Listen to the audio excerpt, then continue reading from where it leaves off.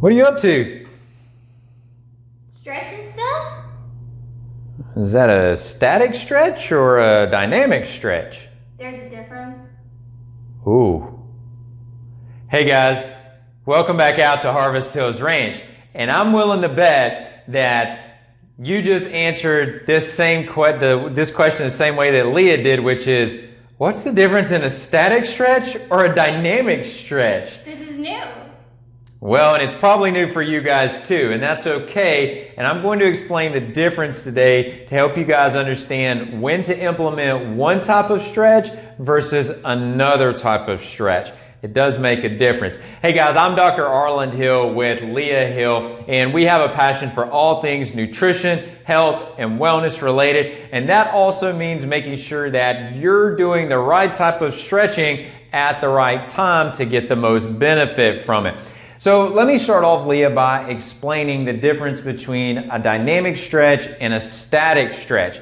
And actually, I'd like for you just to go back and start out doing the stretch that you were just doing. So just, again, put your foot up on the bench right here.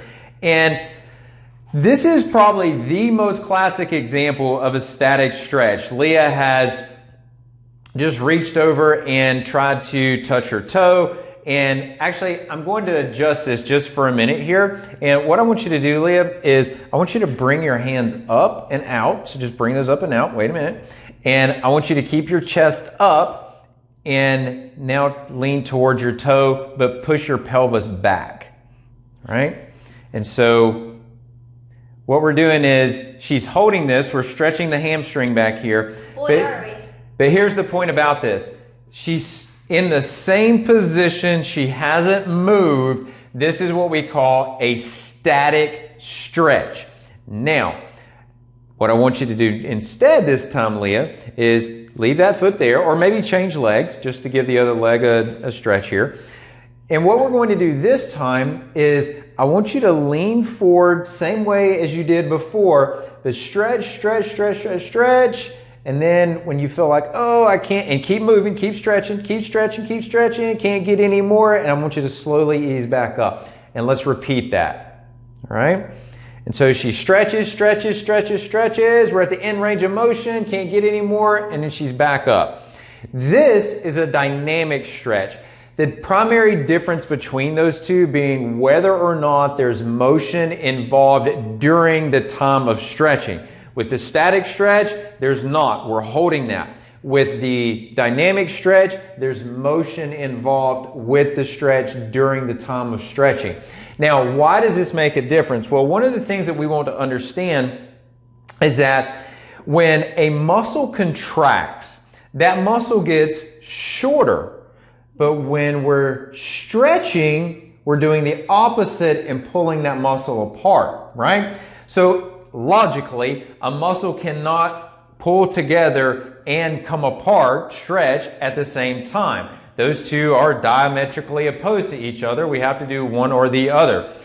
If we are looking to do a workout and we're looking to warm up for that workout, when we go into that workout, we're going to be contracting our muscles. We're going to be using those muscles more, right? And so when we contract that muscle, there's a neurological stimulus that tells that muscle to fire and contract harder and to recruit more muscle fibers.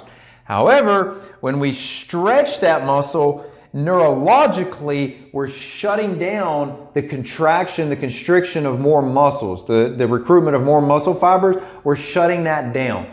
So what that means is that at the beginning of a workout, when you're preparing to use those muscles more aggressively, you want to, if we're doing exercises where, let's say we were talking about those hamstrings and we were curling those hamstrings, if we know that that's going to be a part of the workout that we're going to do, we don't want to do a static stretch of those hamstrings. We want to do more of a dynamic stretch of the hamstrings, right? And so what we may do instead is we may come down like this and stretch like that. And then back up. That is what we would do at the beginning of a workout, because again, we're not stretching, and telling your muscle neurologically not to fire as efficiently. If we do a dynamic stretch, we don't induce that same neurological inhibition, and then when we go to use that muscle in the workout, it's more efficient. We can still recruit those muscle fibers and generate the strength and stamina out of that muscle that we wouldn't be able to do if we did a static stretch. So does dynamic stretching always win out over static stretching? No. It does not. Where we can use static stretching is at the end of a workout. You've completed that activity. You're no longer looking to engage that muscle group or muscle individually. You're no longer looking to use that muscle at a high aggressive level. And so now it's okay if we neurologically inhibit that muscle. And so when we do that, this is where at that point we may come in. I'm just going to use this same stretch, but rather than performing dynamically, we're going to use statically. So this would be at the end of the workout. I may just come down and hold that stretch and just hold it for a period of time. I may just sit here on this stretch for 30 seconds, for 60 seconds, whatever you want to do on that. Obviously, the longer you hold it, over time, that muscle is going to relax and you'll get a bit more stretch out of it over time. But these are the types of activities we want to do at the end of the workout, not at the beginning of the workout. At the beginning of the workout, we want to do stretches that are going to facilitate the muscle. That's a dynamic stretch.